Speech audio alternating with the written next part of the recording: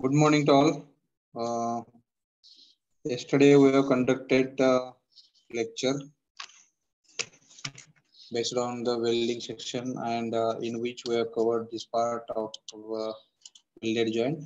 That is nothing but axially unsymmetrical loading we have seen, and we have seen one problem related to that. Also, we have solved that problem. And when eccentrically loaded welded joints are there, then how we are going to calculate the principal or maximum tensile stress and maximum shear stress that we have seen. Now, today's discussion point is that we have to discuss the eccentric loading as case studies, and we are going to consider it as a case number 1, where the welded joint is done as shown in figure. One plate is joined to the other plate. This is what we can say the view by means of which we can see the welding is done, and this is the second view where the right angle triangle welded material has been filled up with its distance as a S. Okay. So in this case, when this type of welding is done, and if it is loaded axially and eccentric nature, that is nothing but if the load is applied here, this is the load which is applied, which is at certain distance from the support point, or where we are going to take movement about that point, and it is eccentric by distance E. In this case, if suppose we are going to consider that T joint fixed at one end and subjected to the eccentric loading of P at a distance E, let's consider S is the size of weld, then L is the length of weld, and T is the throat thickness of the weld. As we know that this T is equal to 0.707 of S. Am I right?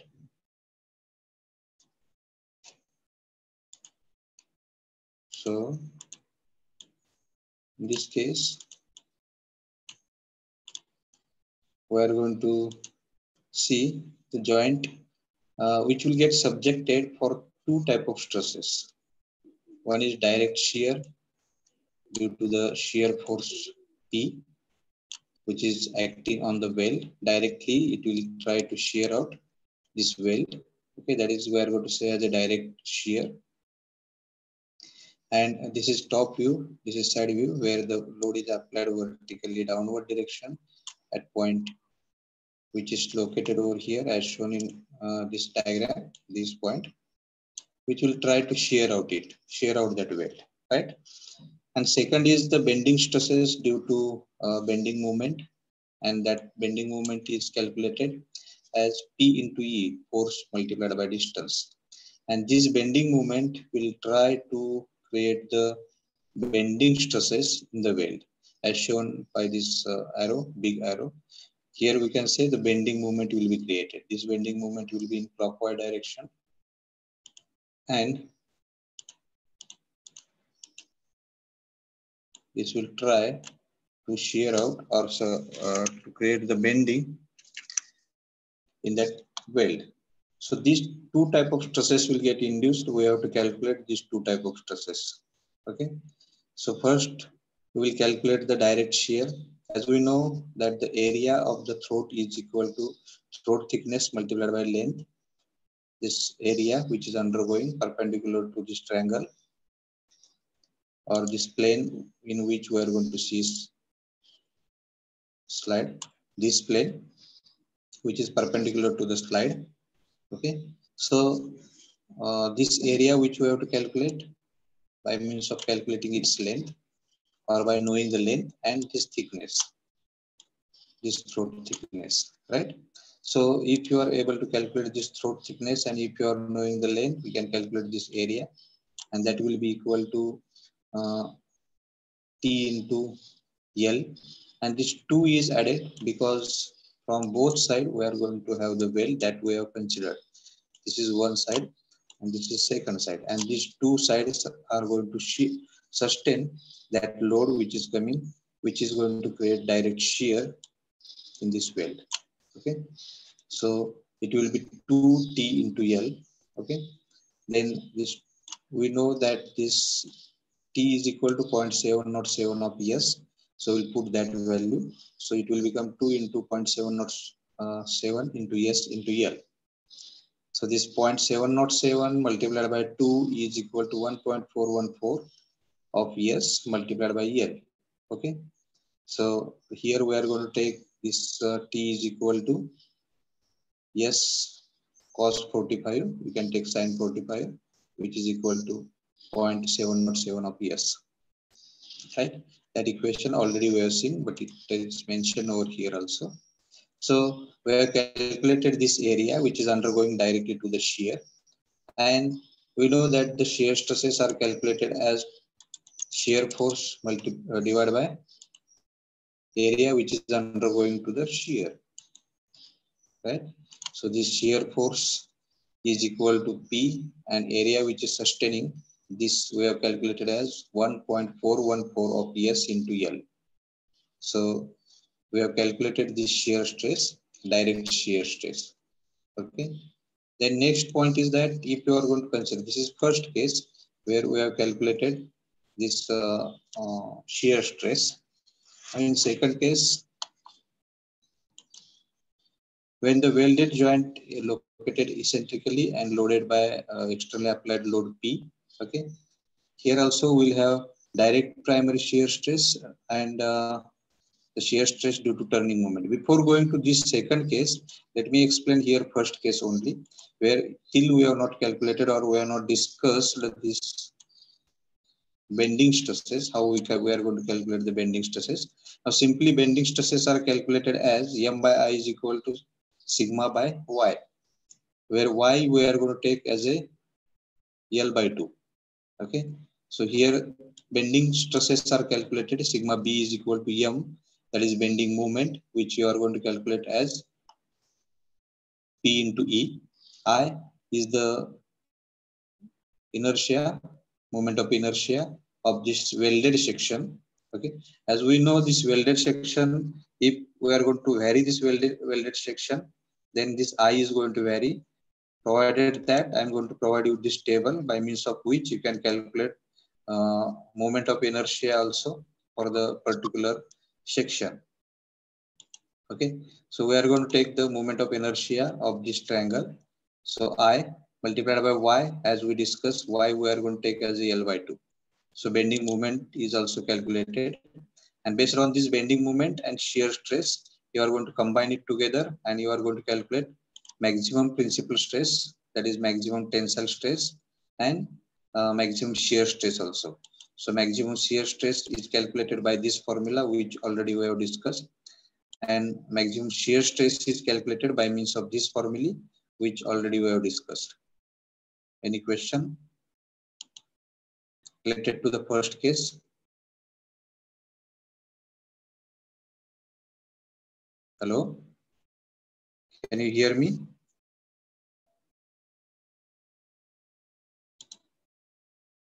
Okay, no question. Yeah. So we'll go to the second case.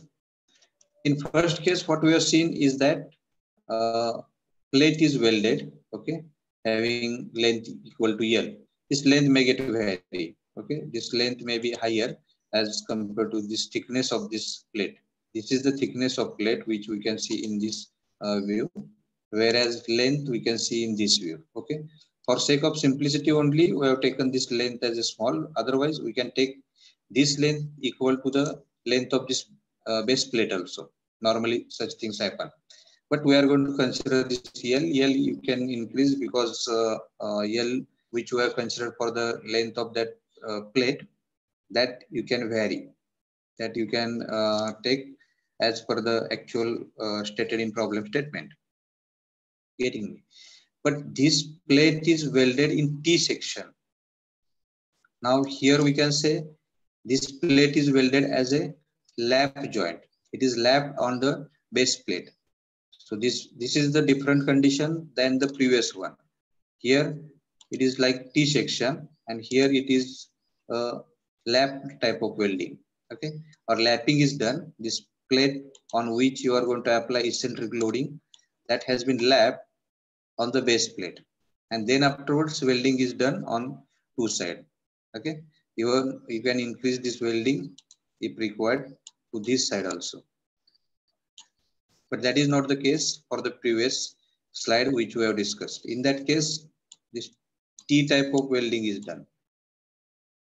Getting that is the difference between the previous case and this case. Now here, this welding plate has been lapped on the base plate and welding is done. Okay. Now we'll discuss about this. Here also two type of stresses will get induced. One is direct shear due to the eccentric loading P, and second will be the movement which will be created because of this P. And this movement will be equal to the P into eccentric distance from the CG. Now here in the previous case, we are not considered anywhere CG of that particular plate. But here we are going to consider the CG of plate. And you are going to take distance of this applied load from the center of gravity of this total area or this plate. Okay, where we are going to consider this CG is lying at point G point, which we have mentioned here. Okay, and which you can consider it is at this point. Then let us consider that D is the width of that plate. Okay, T is the thickness. Here, sorry, here S has been considered as thickness. Yes, S is the thickness of this plate, and T is the thickness of this weld. Okay. So T we have not used because already we have used this T for the throat thickness. That's why S is the thickness of this plate. This is the thickness of plate.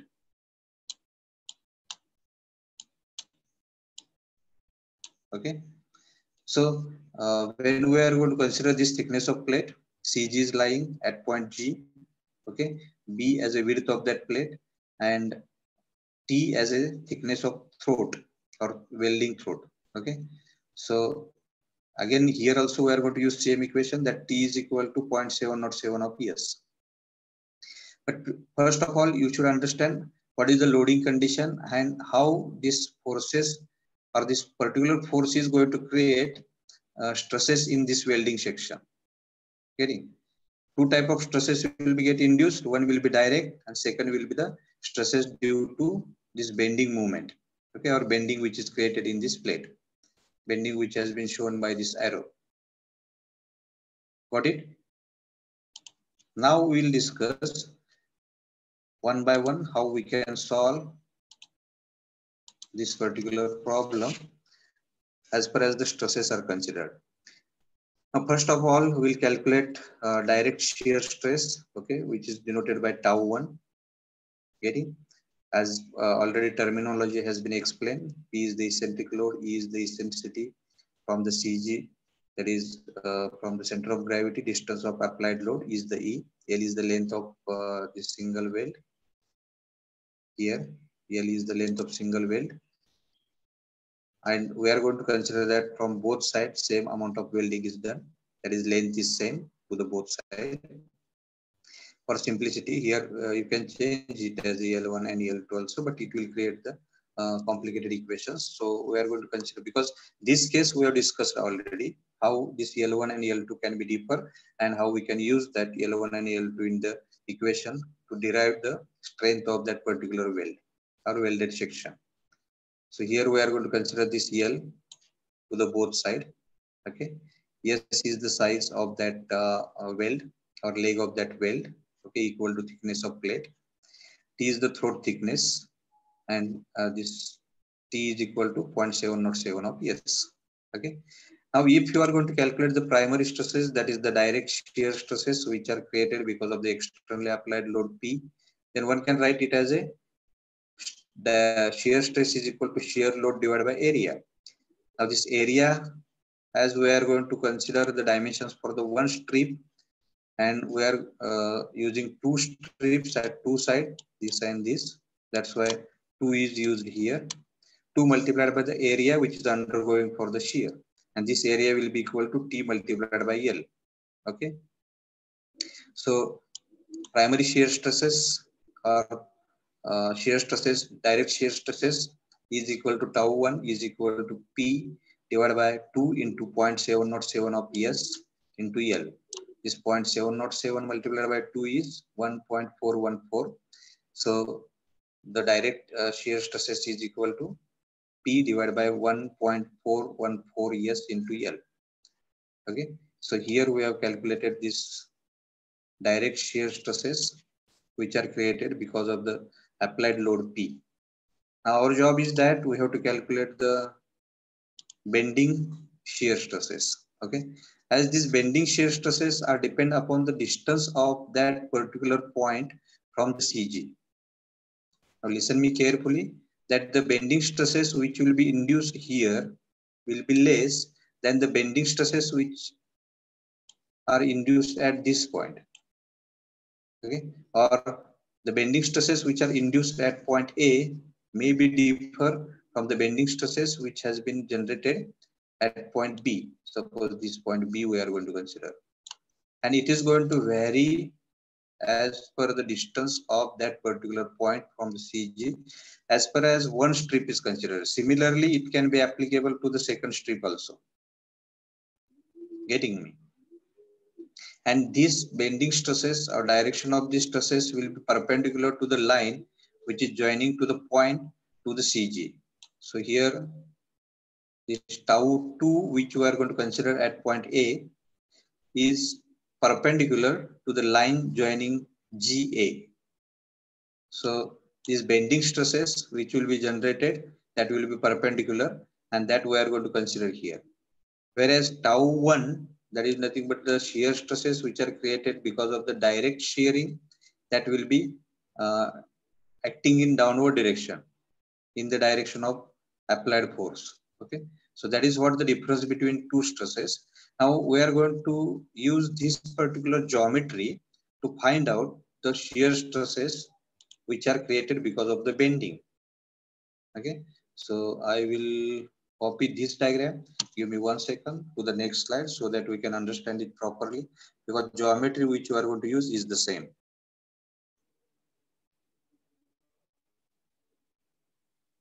Just a minute.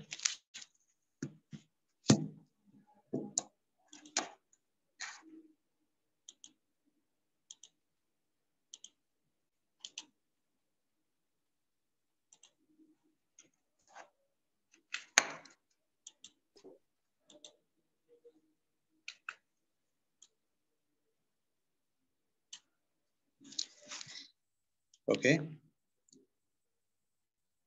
As we have discussed at this point, that the stresses are proportional to the distance of CG from that particular point. Okay.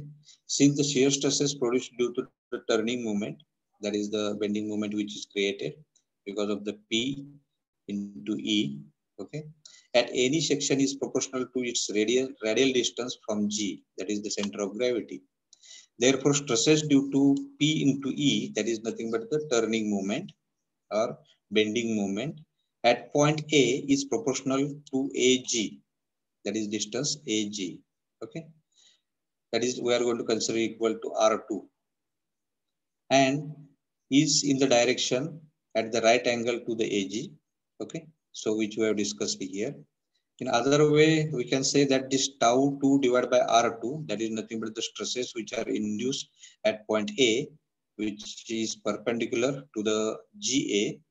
Okay, so tau 2 divided by R2 is equal to tau divided by R. If you want to generalize it, that is nothing but here if you are going to consider point B and this radius R3 is considered, then tau 3 divided by R3, or if you are going to consider some other point, that is tau 4 R4, this ratio will be remains constant. I'm saying ratio, not the stress. Okay, this ratio of the stresses which are induced at that particular point is proportional to the distance of that point from the CG, that is nothing but shear stresses which are generated are proportional to the distance. So one can write it as a tau divided by R is equal to constant. Here we can say this is the proportionality constant. Before writing this equation, we can write this tau is equal to constant multiplied by R. So we are going to get this equation. This equation only we have written in this form, that tau 2 divided by R2 is equal to tau by R, which is constant. Got it? Because the stresses induced are proportional to the distance of that particular point from the CG.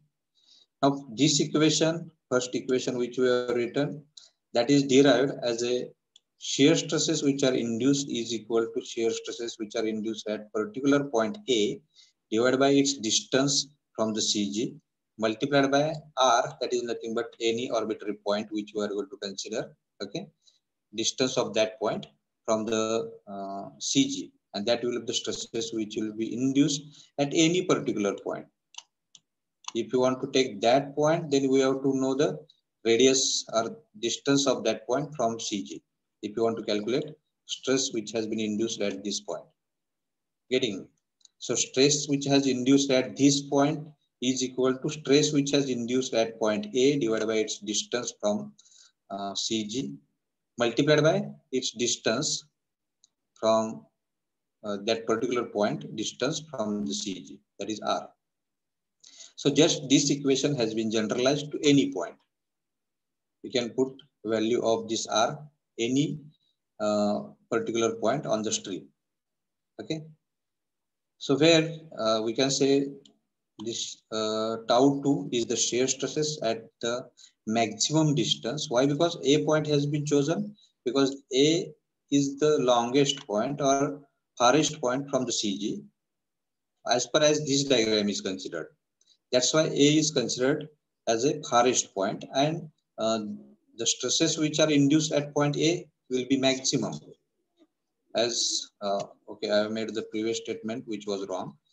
So stresses which are generated at point A will be maximum as its distance from CG is maximum. Okay.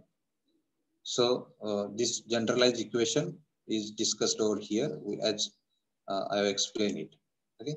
Now consider a small section of the well having area dA.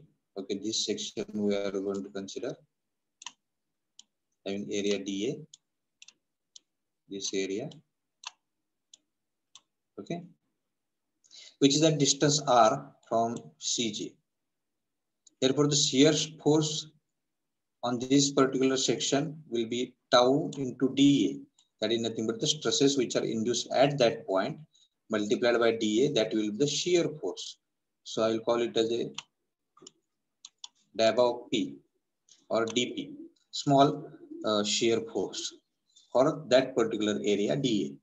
Okay, and turning moment of this shear force about G will be its distance. Okay, that is dt is equal to tau into dA into its distance from the CG. That is this force multiplied by distance. This force P, okay, not P, dP multiplied by its distance from that CG R. Okay. Now in the equation 1, we'll call it as we have calculated this value of tau as a tau 2 divided by R2. Okay, so we'll put that value here. So tau 2 divided by R2 into dA multiplied by R square. Okay, because these are multiplied by R, which is present already in the equation. That's why it will become R square. So this turning moment or bending moment for that teeny area dA, small area dA, will be given by tau 2 divided by R2 multiplied by dA into R square. If you are going to calculate this turning moment for this small area, okay, dA, if you are going to take integration over the length, then we'll get the total turning moment or total bending moment for one stream. If you are going to multiply it for the 2, we are going to get the bending moment for the both sides. Getting me? Any question? So that we can move to the next slide. If you are having any question, you are free to ask. Let me know if you are having question.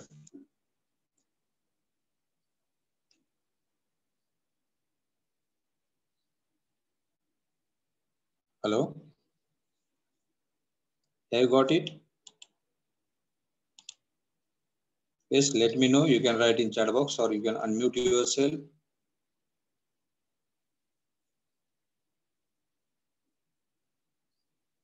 Anyone who's having question?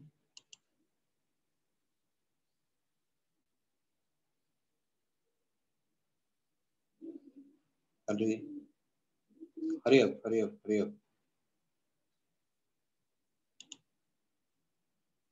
Understood. Okay, no problem. So we will go to the next slide.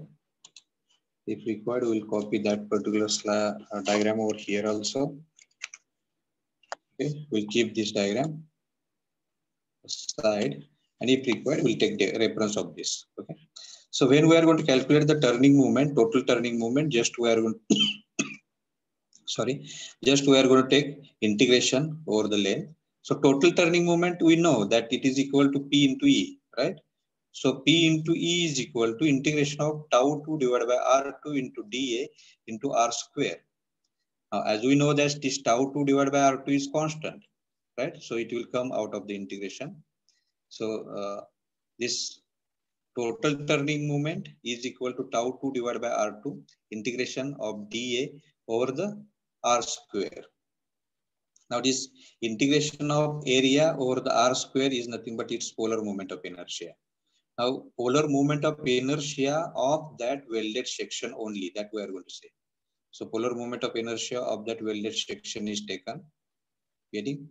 So J is equal to polar moment of inertia that we are going to consider. So total tau is equal, turning moment will be equal to tau 2 divided by R2 into J.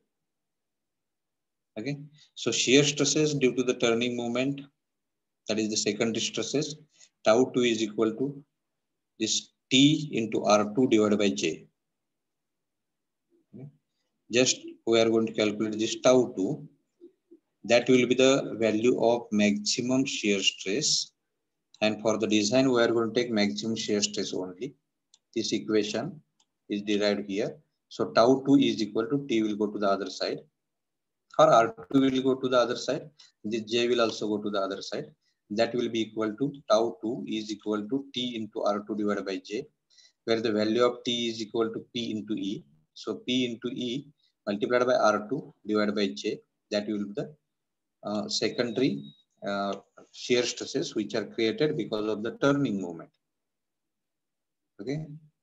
Now, if you want to find out the resultant shear stresses which are induced, that is tau 1 and tau 2, then the resultant shear stresses at point A is equal to, at point A, why? Because we are going to take, because direct shear stresses plus this shear stresses which are induced due to the turning moment at point A will be higher as compared to the other points, because this A point, at point A, the tau 2 value is maximum. And if you are going to add direct shear stresses at this point, that will be the total stresses which will be generated at point A. And that will be the maximum value, though we are going to get a smaller value to other points on the all section, but we are going to consider this maximum shear stress. If this is within the safer limit, then all weld will be in safer limit. Am I right? That's why we are going to take the maximum shear stress to point A. So resultant shear stress at point A is equal to under root tau 1 square plus tau 2 square plus twice of tau 1 into tau 2 multiplied by cos theta, where theta is the angle between tau 2 and tau 1, whereas tau 1 is parallel to the externally applied load, and tau 2 is perpendicular to the line joining of G to A from the CG to that point. Okay. By this way, we can calculate this theta, and this cos theta is taken. Theta is the angle between tau 1 and tau 2, and cos theta is equal to R2 divided by, R1 divided by R2. Got it? From the geometry, we can calculate this value of cos theta, and that is R1 divided by R2, whereas R1 is the axial distance of tau 1 from the CG. Here it has been mentioned. Let me clear it on the diagram. This is R1 distance. Okay. Now we have taken this theta. Okay. This will be the same as this theta. So cos theta is equal to R1 divided by R2. This is R2 distance. and hence we can calculate value of cos theta. Any question?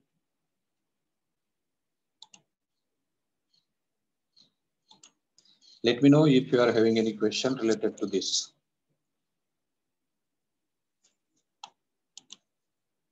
No. Okay. Thank you. So we'll go to the next slide. On the next slide, this table has been mentioned in which polar moment of inertia and sectional modulus of weld section is given. Okay, one by one. That is rectangle, then this vertical rectangle, horizontal rectangle. What will be the polar moment of inertia as well as section modulus will be. Then parallel rectangles. Okay, horizontal parallel rectangles differentiated by distance b, vertical parallel sections, okay, having length or depth equal to b and length equal to L. Then rectangular cross section, then L type of inverted L type cross section, C type of cross section, and round cross section. These are the common cross sections which are used for the welded joint. Okay, zigzag type might be there, but you can convert that uneven cross section into even cross sections by sharing it into parts, and later on we'll combine all together. Okay, one can ask that if suppose you want to create the zigzag type of welding, then zigzag type of welding can be converted into triangular section, this triangular section, and later on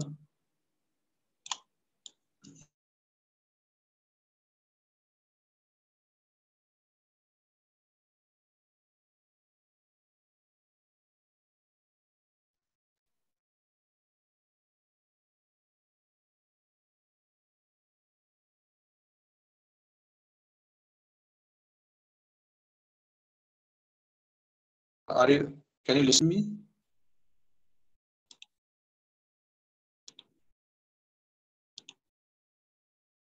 Yes. Can you listen to me? Okay. So let me know if you are having any question.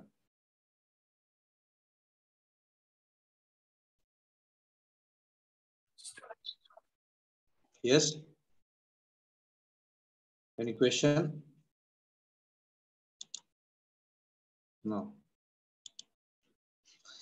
Okay, then we'll move to the next slide, in which we are going to see one problem statement.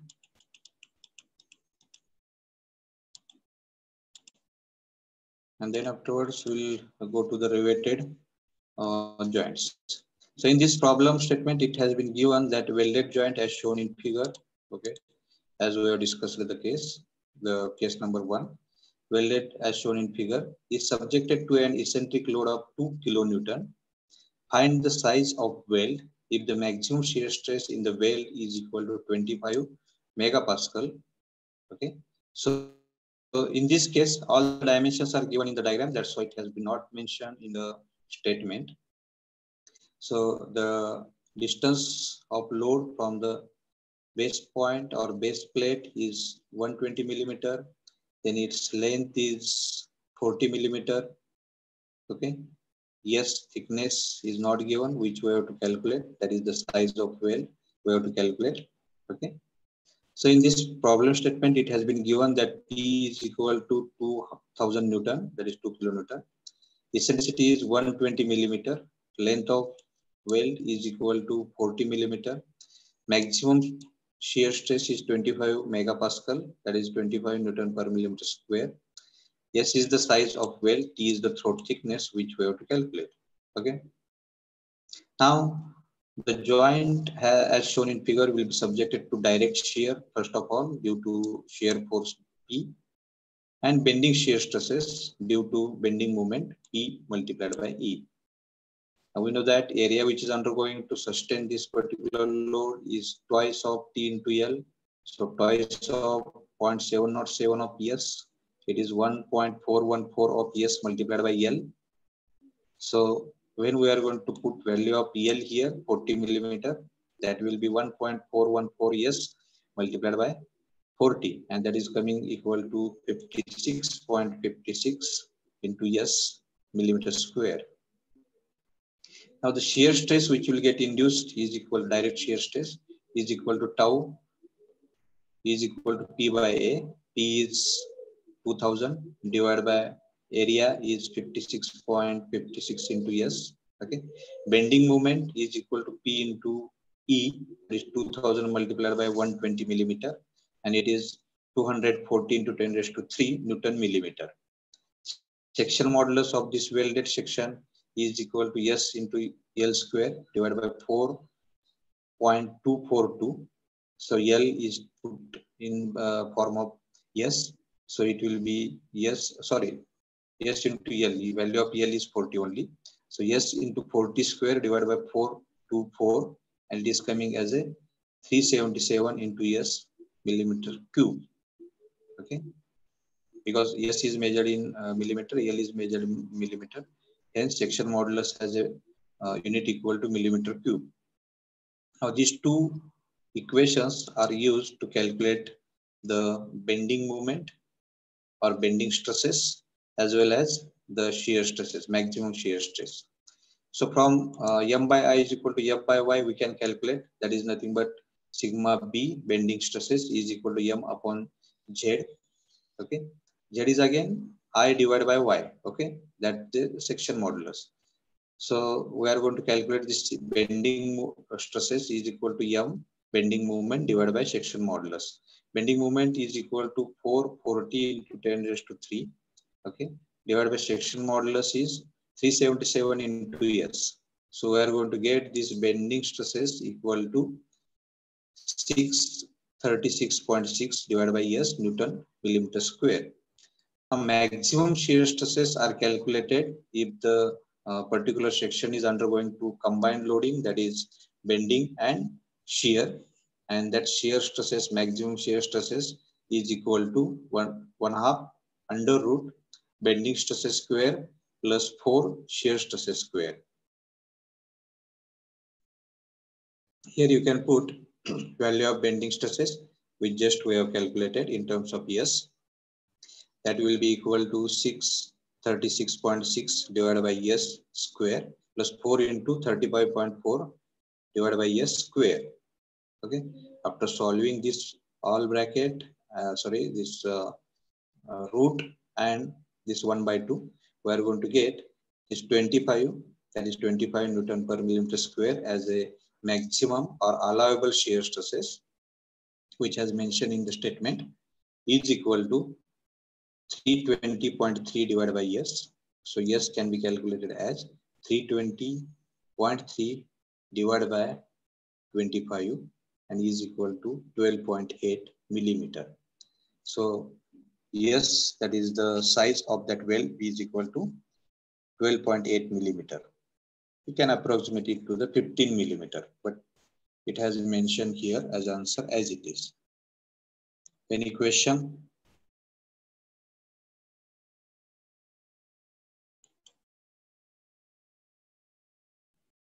Okay, I have discussed this problem very fast. So might be you are having question. Have you got it? Let me know. Let me know if you are having any question.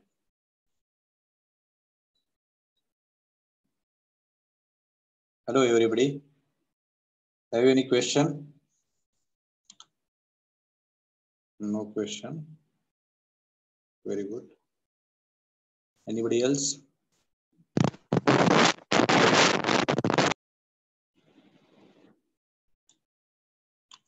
Who is trying to unmute? Anil Dongre, are you?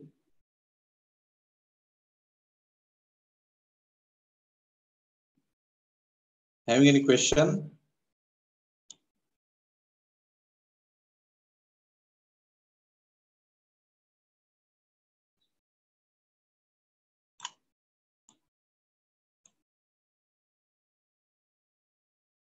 No?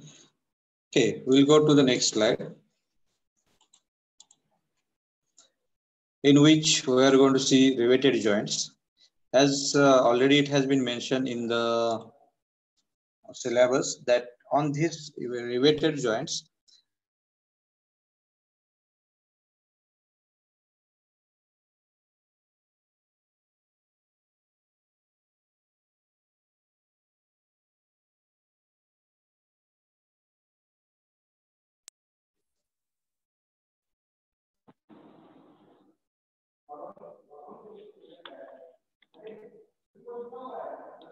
okay, is it audible now, voice?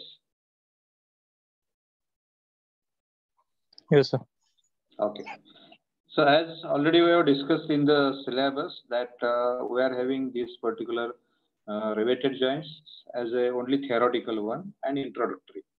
Reason behind that is actually these riveted joints are normally nowadays are not used, but in some cases where you might have seen such riveted joints for the barricades of the bridges, basically over bridges I'm talking about,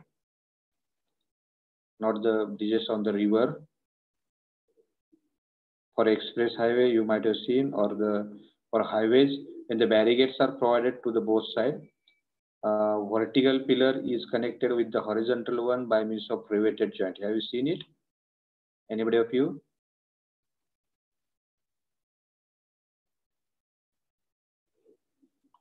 Yes, I am getting some. Yes, Balaji, you have seen it. And as already I have told you that you can see these riveted joints where the old sections are there. And I have suggested you to visit any railway station, old railway station. And nearby we are having all old railway stations. On okay, nearby Solapur or Kurdwadi, or you can even say in Barshi or in Pandharpur, Sangola. All these railway stations are old railway stations which has built by British government, East India Company. And over there you will find this riveted joints. Mostly they use riveted joints. Okay, even I have suggested you to visit to Pandharpur railway station to see the locomotive engine, locomotive steam engine particularly. To build that steam engine and its reservoir, water reservoir, or we can say steam sail, or there also riveted joints are used.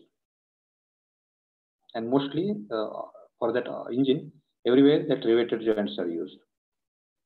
Now these riveted joints are basically prepared in olden days. Again, nowadays very rare application is there for these riveted joints, because these riveted joints are going to give same strength as we are going to get for the bolted joints. And as we have developed this technique of welding, that's why these all riveted joints, not all, most of the riveted joints are replaced by means of welded joints. Getting? So it is only in introductory part so that we can understand that riveted joints, and not to necessary to calculate the strength of these riveted joints. Okay, because they are not used at the places where they are important and is required to calculate the strength, like in truss member or in construction or in building of huge structure or in pressure vessel. Okay, everywhere these riveted joints are replaced by means of welded joints. Okay, so we'll discuss riveted joints. There are two types of riveted joints. One is called as lap joint. Second one is called as butt joint, as we have seen in case of welded joints. Lap is nothing but one sheet is lapped over the other and rivets are provided on it. Now this diagram which you are going to see is for the lap riveted joints. Okay, where if you are going to take section at XX, we will see this lowermost diagram. That is section of 3 rivets. Okay, which are at distance m from the edge of that plate, and this riveting is done. Okay. Then next, in case of failure of these riveted joints, how the failure is going to take place? Either the failure is taking place at the axial distance of plate or axial axis of plate, okay, where the distance m from the riveted joint, that is end of that plate, will get fail. If you are going to increase that distance, okay, then this failure will be avoided. Second, perpendicular to the longitudinal axis of the plate, shearing will be take place, okay, that you are going to call it as a tearing of the plate at an edge or tearing of the plate across the row of rivets perpendicular to the applied force. In this case, if you are going to you want to avoid first type of tearing, then we have to use this distance m equal to 1.5 of the d, where d is the diameter of rivet. Okay, and in case of second type of failure, we have to increase the distance between these two rivets. Okay, and if you are going to increase that distance, then failure will be avoided. Okay. Any question related to the failure or this previous and this slide? Okay, now we will go to the next slide. Now in this case, the resistance offered by the plate against the tearing is known as the tearing resistance or tearing strength or tearing value of the plate. Now these are the terms which are rarely we are going to hear, rarely we are going to practice it, as the joints are rare, very rare. Okay, so let the P is the pitch of the rivet, that is nothing but the distance between two rivets. D is the diameter of that rivet or rivet hole. Okay, rivet hole is exactly of the same diameter of the rivet. Otherwise, if the clearance is there in between rivet and this hole of that rivet, then crushing stresses will be occur and more wear will be there for the plates. So we have to avoid it. So the diameter of rivet is kept equal to the diameter of that hole. T is the thickness of that plate that we are going to consider. Sigma T is the permissible tensile stress in the plate material, not in rivet, okay? In the plate material. So we know that area which is resisting is equal to P minus D divided by T. That is this area, this much distance, and its thickness. Okay, this area is going to resist this tearing. So it is occurring because of the tensile force. So this tensile force is equal to area multiplied by tensile stresses. So if you are going to put value of this area as a pitch minus diameter of the hole, okay. Why? Because again, we are going to subtract it because this radius plus this radius is subtracted from the pitch value. So this radius plus this radius is going to become diameter of that hole. That's why P minus R minus again R, which is equal to P minus D, that is the distance, okay, multiplied by thickness, that will be the area, multiplied by allowable tensile stresses, that will be the tensile force which will be carried out by this particular riveted joint. Okay. This tearing resistance, which is denoted by P suffix T, is the greater when applied load P per pitch length. Okay. Then the type failure will not occur. Okay, if you are going to increase this PT greater than the applied load, then failure will not be occur. Okay, that is, the strength should be greater than the applied load. That is the same thing which we have discussed already. Okay, do you have any question now?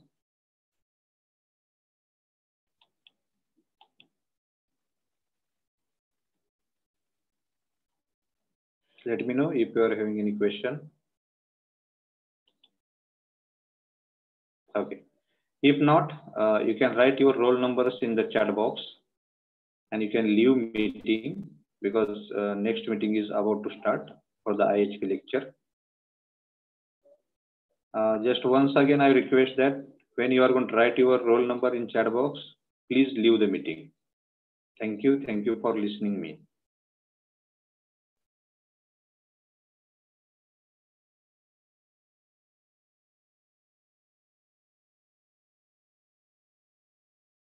Hello, sir. Hello. Yes. Yes. हा sir, जे आपण welding join करतो ना, त्या ठिकाणी ते weld केलेलं melt झालेलं जे material असतं ना, ते ब्रिटल असते का डक्टाईल असते sir? Okay, very good. Actually काय झालेलं असतं की त्या वेल्डिंग रॉड जो आहे, त्या वेल्डिंग रॉड अशा पद्धतीने तयार केलेला असतो की त्याचं कुलिंग रेट समजा, कारण cooling rate is depend upon its natural cooling. बरोबर आहे? Yes sir. Okay. Because we have not seen any welded joint which are quenched. म्हणजे आपण एखादा जॉईंट तयार करतो, वेल्डिंग करतो आणि त्याच्यावर लगेच पाणी ओततो. खूप रेअरली, जिथं खूपच गडबड आहे त्या ठिकाणी असं करतो आपण. म्हणजे त्याला आपण क्विंचिंग म्हणतो. बरोबर आहे? Yes sir. त्या क्विंचिंग मध्ये काय होतं की ते ब्रिटल मटेरियल, म्हणजे त्याचे जे मार्टेनसाइट फॉर्म होण्याची जे रेट आहे ना. Hello. Yes sir, listening. Please reply me. तो मार्टेनसाइट फॉर्म होण्याचा जो रेट आहे तो इतका जास्त असतो की तिथं ब्रिटल मटेरियल तयार होतं. म्हणजे त्याच्या प्रॉपर्टी ब्रिटल, हार्ड होतं ते मटेरियल. मग आणि नॅचरल कुलिंगनं जर त्याला आपण कूल केलं तर मार्टेनसाइट, कोर्स मार्टेनसाइट तयार होतं. Yes sir. ओके. त्या केसमध्ये it is hard as compare to the parent materials. म्हणजे ज्याच्यावर आपण वेल्डिंग करतो ना, त्याच्यापेक्षा ते जे मोल्टन मेटल जे आपण वेल्डिंगने तिथे फिलअप केलेलं असतं ते हार्डच असतं. त्याच्यामध्ये कार्बन पर्सेंटेज जास्त असतं. पण जर ते नॅचरली कूल केलं तर कोर्स मार्टेनसाइट तयार होतं. ओके. सॉरी, फाईन मार्टेनसाइट, म्हणजे एकदम छोटे छोटे पार्टिकल. त्याच्यामुळे ते क्विंच केलेल्या जॉईंट पेक्षा ब्रिटल असतात. Yes sir. Yes, please reply. Hello. Hello sir. आणि आपण रिवेट जॉईंट वापरत नाही त्याचं म्हणता, कमी प्रमाणात आहे. बरोबर आहे. आणि मग आपण ज्यावेळेस वेल्ड करतो त्यावेळेस त्या वेल्डिंगच्या पोझिशनच्या कडचं मटेरियल टेम्परेचरनं ब्रिटल थोड्या प्रमाणात होतं. बरोबर आहे. मग त्या ठिकाणी जर आपण रिवेट जॉईंट वापरलं तर त्याची आणखी स्ट्रेंथ वाढू शकते ना. बरोबर आहे. आता जे राईट, अगदी बरोबर आहे. आता ह्या केसमध्ये आपण जर बालाजी कम्पेअर केलं की रिवेटेड जॉईंट मुळे तयार होणारं स्ट्रेस कॉन्सन्ट्रेशन आणि वेल्डिंग मुळे तयार होणारी ब्रिटलनेस, ह्याचं जर आपण कम्पेअर केलं तर रिवेटेड जॉईंट मुळे तयार होणारं जे स्ट्रेस कॉन्सन्ट्रेशन आहे ते खूप जास्त आहे. पहिली गोष्ट. दुसरी गोष्ट आहे की लीक प्रूफ जॉईंट तयार करणे. Leak proof in the sense की त्याच्यामध्ये आपल्याला प्रेशराईज, समजा प्रेशर वेसल आपण तयार करतोय. फॉर एक्झाम्पल आपल्या शेतात वापरतो आपण ते फिल्टर, माहिती आहेत? वाळूचे सँड फिल्टर असतात. बरोबर. लोखंडी सँड फिल्टर आहेत ना. बरोबर. Yes. So if you want to form that tank, त्या केसमध्ये leak proof joint is important because pressure should not get release. Right. Yes.